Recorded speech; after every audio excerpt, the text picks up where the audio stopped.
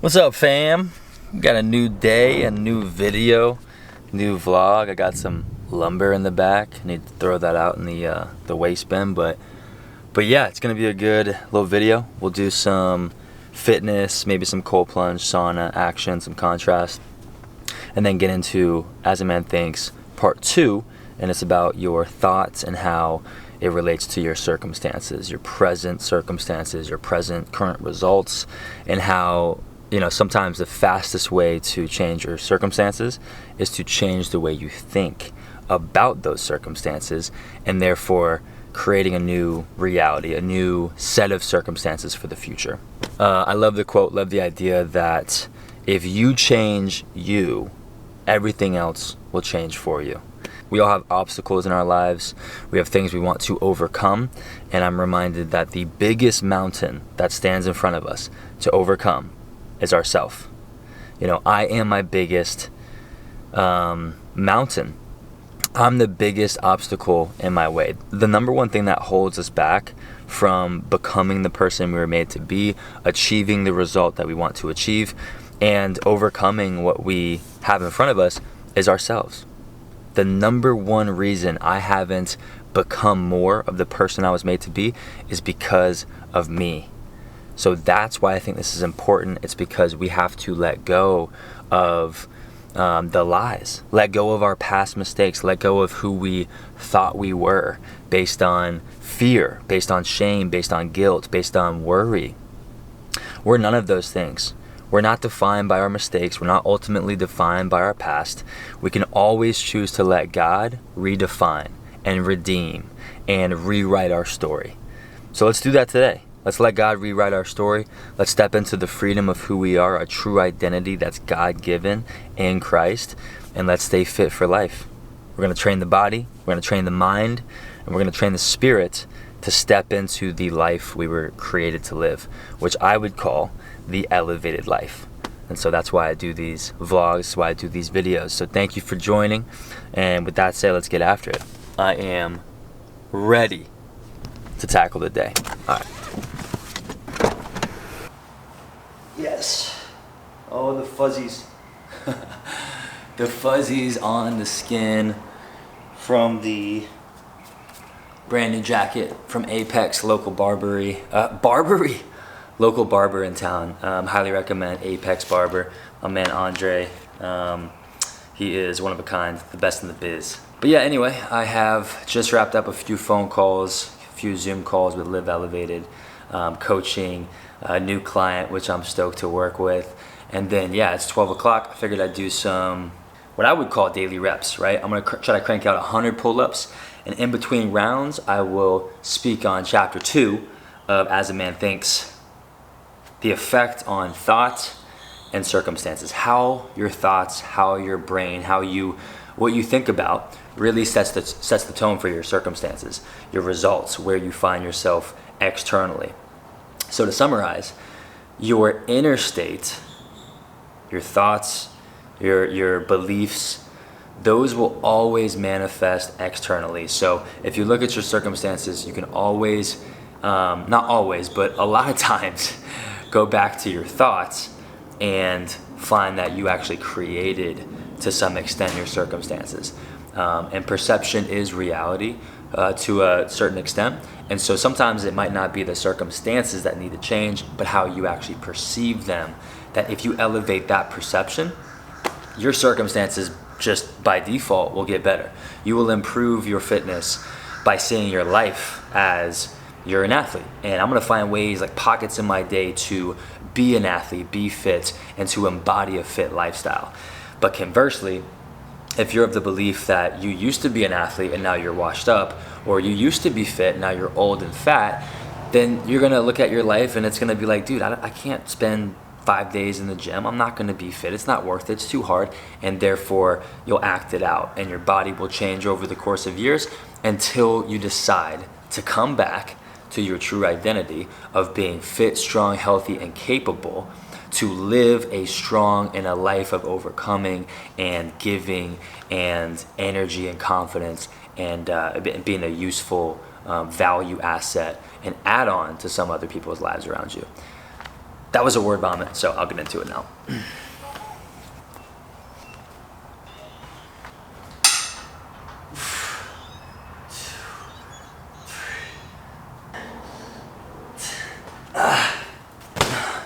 All right, yes. Yeah, buddy. So chapter 2, it literally says it right here. The outer conditions of your life will always be found to be harmoniously related to your inner state. Inner reality becomes external reality. Wow, this is so deep and good. Excuse my voice. I'm like out of breath from those pull-ups.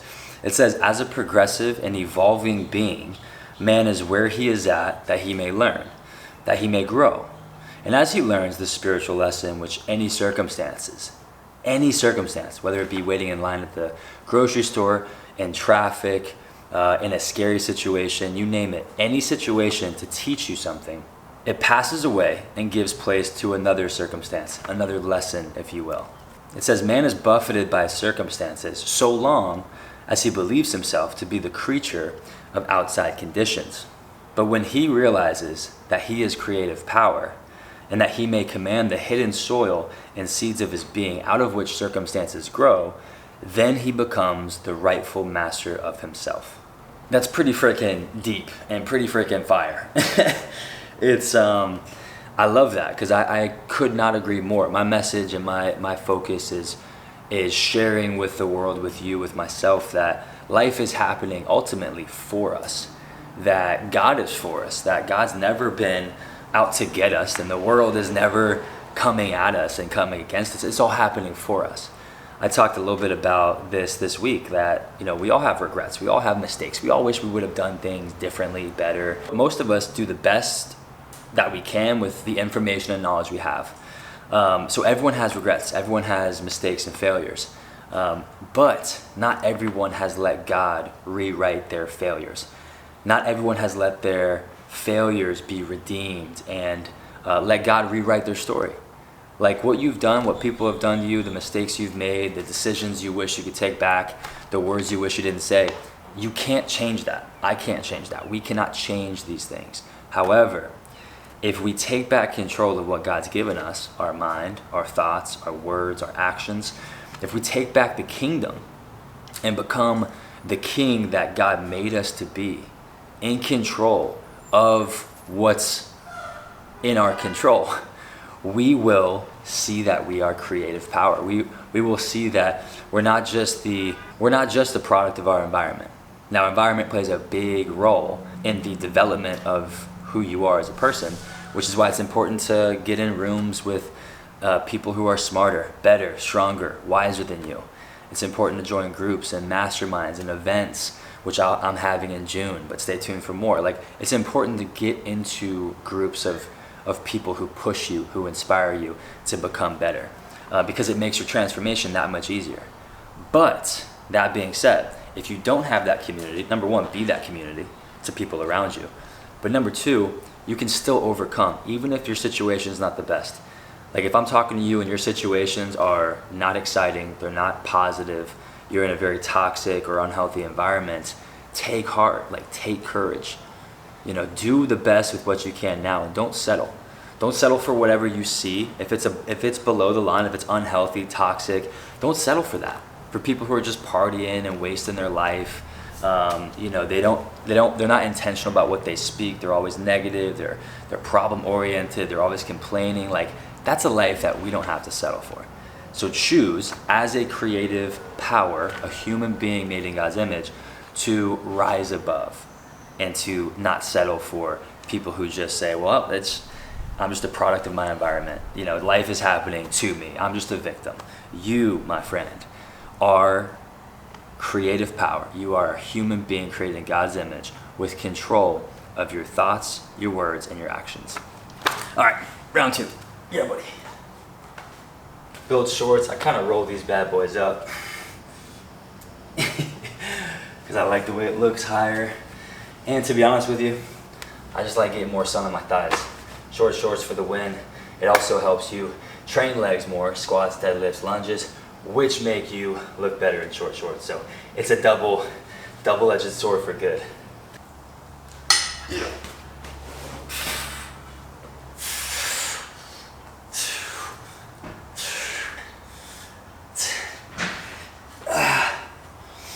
Ooh. Yeah, buddy. All right, man, this is, this part's so good. It says, men do not attract what they want. Men attract which they are.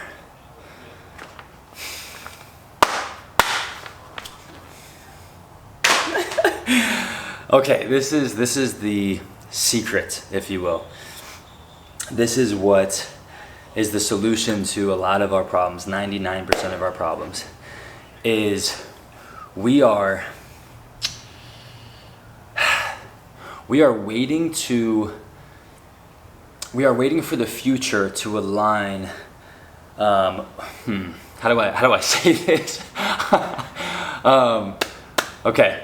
So here's a better way to describe it. The fastest way to achieve a desired result is to be at the state of the result right now. So the best way to describe that would be, how do you become the person you were made to be? By being that person right now, in this moment, and then just doing that for each moment throughout the day. Doing that each day of the week. You never get outside the moment. So in every single moment, being the person you want to become will naturally get you to become the person you were made to become. Does that make sense? Like, that's freaking wild. So, you know, it's the same idea that if I think that one more zero on the end of my salary per year will make me happy, and I'm doing everything to try to get that, like what am I lacking? What am I missing? I'm operating from a place of lack. I'm operating from a place of, I don't have this yet, therefore I can't be happy. I can't be confident. I'm not enough yet.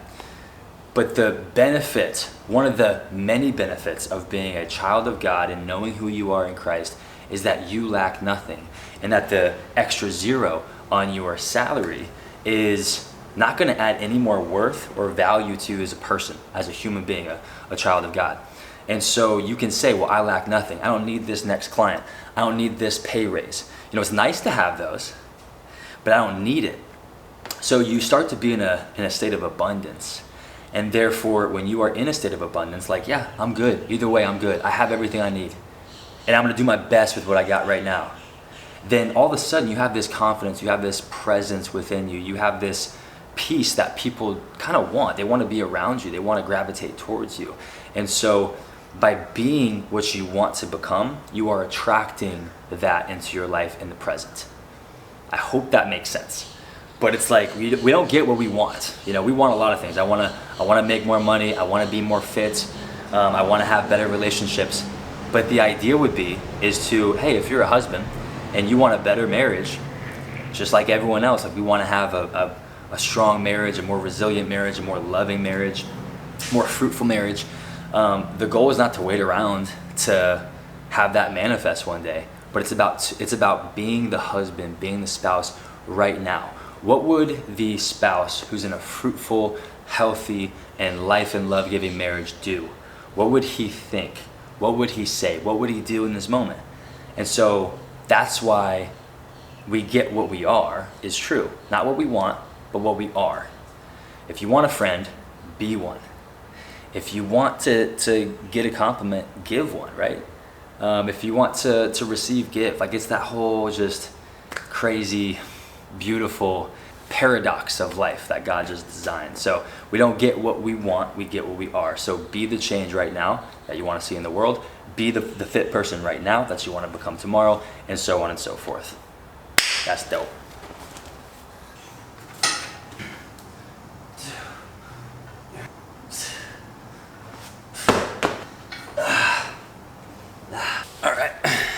All right, this last one's so good too. This is my last point for this video, and then the next As a Man Thinks video, we'll talk about how thought affects your health and your body. So stay tuned for that. hit the like and subscribe button to not miss that video, because for me, that's probably the most important, most relevant chapter in this whole entire book. It says, let a man radically alter his thoughts, and he will be astonished at the rapid transformation it will effect in the material conditions of his life. Men imagine that thought can be kept in secret, but it can't. It rapidly crystallizes into habit, and habit solidifies into circumstances. It says thoughts of fear, doubt, and indecision crystallize into weak, unmanly, and irresolute habits.